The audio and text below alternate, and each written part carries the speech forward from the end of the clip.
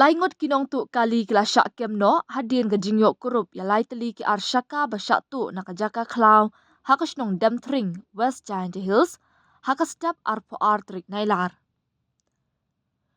Superintendent of Police ke district Ujakpal Singh Dhanau ulaong hadin belayo ya ke jingtip ke batikna ki pulit bakerpang na juai DEF hapo ke jingalam additional superintendent of police uba Jason Myrom kila pelong mardor ya jing khanra ha ki benta jong ka thain demtring ha ka ba kila yo ban batno ya ka we ka kali alto keten ka bakit ki benta jong ki kali ar shaka ha ba pelong ya jing to okit ki briu ki badan hapo ka ka kali ha ka ni hi ka jaka ki pulit kila lap dien ya lightly ki Yamaha Cygnus Re ZR ki badan ya number ML not San V South South Nyo Iway ML not San Y San not pra but ML not San AC not Nyo kendai ya ki bala buri ha ka jaka khlaw ka badan marjan kini ki laingot ki bala Shah kem no ki ki bala tip kerteng kum ujop parson raban ar pesau bat umeshan ki langstang ar ar ki badai na thangran bat upol mi sungo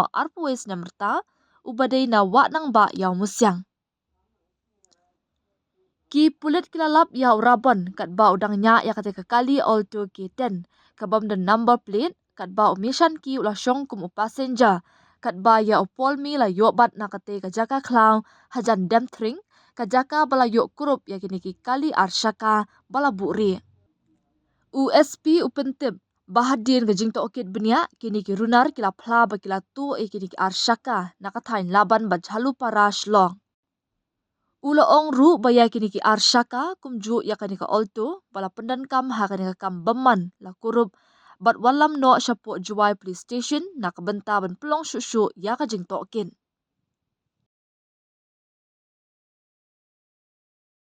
Dude, Priya and Reha both want to meet me today. I just met Shriya yesterday. What should I do? First, go and get yourself tested for HIV. HIV test?